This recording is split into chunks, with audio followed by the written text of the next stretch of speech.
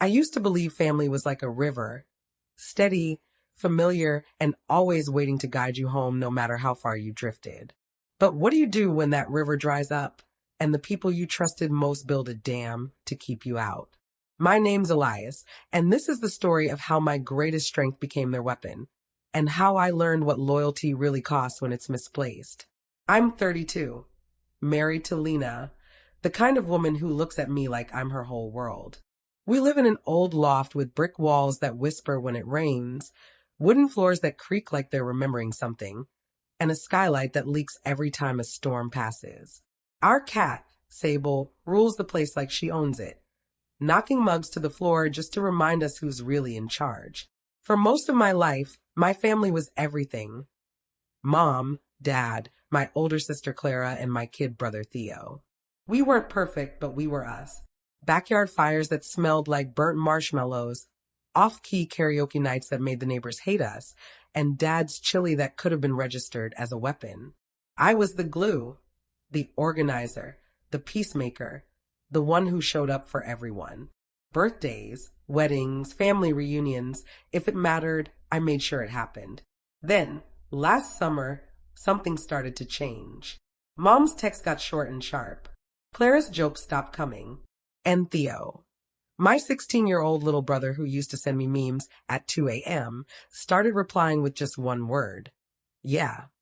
I told myself it was nothing, that people get busy. But I was wrong.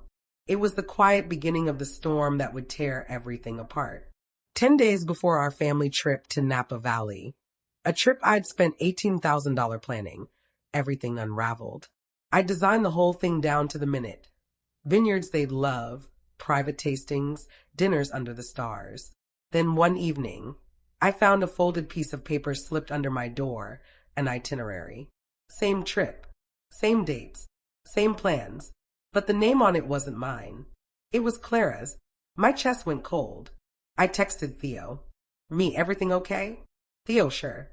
Nothing else. 3 days before the trip, I called Dad about the rental car. His tone was rehearsed, too calm. We've already got it covered, he said.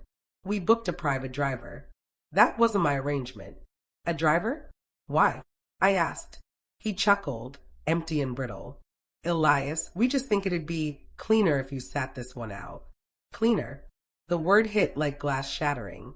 I'd spent every spare dollar on that trip, and now they wanted to erase me from it. When I told Lena, my voice barely held together. They don't want me there. She tried to comfort me, but I felt hollow.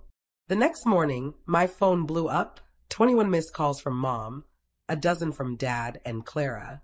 The tour company had refused to check them in.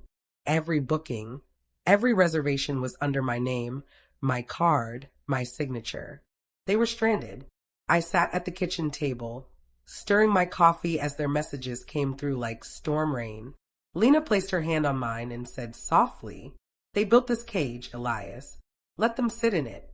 By noon, there was pounding at my door. Mom, Dad, and Clara stood there, furious. Mom barged past me, shouting, "You're destroying this family. You think this is revenge?" I didn't even answer before she kept going. "You've always been selfish, always twisting things, so you're the victim." Selfish. That word burned deeper than anything. I'd spent my life giving, my time, my energy, my money, and now I was being painted as the problem. Lena stepped in front of me. "Get out," she said, calm but sharp. Mom turned to me, sneering. "You let her talk to us like that?" I met her eyes. "You heard her. They left." But Mom's final words thundered in my chest long after they were gone. "You'll regret this." For silent days followed. No calls, no texts, just an empty house and a heart trying to remember how to beat. The only person I kept thinking about was Theo, my little brother who used to see me for who I was. On the 5th night, a message lit up my phone. "Dad, lunch tomorrow? Just you. Let's clear the air." Every part of me said don't go, but I did. Because hope, no matter how bruised, still shows up. Lunch felt staged. The table was set like a holiday spread. Crystal glasses, my favorite Christmas wine, even my old playlist playing softly in the background. Mom smiled too wide. Clara's eyes were empty. Dad talked about nothing, weather, work, football. Theo sat there quiet, pushing food around his plate. Then Mom slid a glossy brochure across the table. A little coastal getaway, she said sweetly. Maine. Just 7,000. You're so good at these things, Elias. Theo's whisper barely made it across the table. They're doing it again. That was all it took. My stomach dropped. That night, I checked my bank account. $7,412 gone. I called the resort. The reservation was under my name. The guests weren't. That was it for me. So I packed up Lena and we went instead. 6 days in Maine. Cliffs, ocean air, lobster rolls, peace.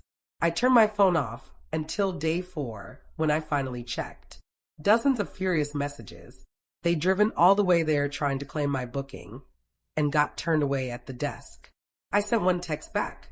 You stole from me. This one's mine. Silence ever since. Now they tell everyone I betrayed them. But Theo knows the truth. He's coming for Thanksgiving. The only one who still sees through the fog. I'm done buying love. Done begging for space at a table that was never built for me. If you were me, would you ever open that door again? Let me know down below. My name's Elias, and this was my family's final lesson.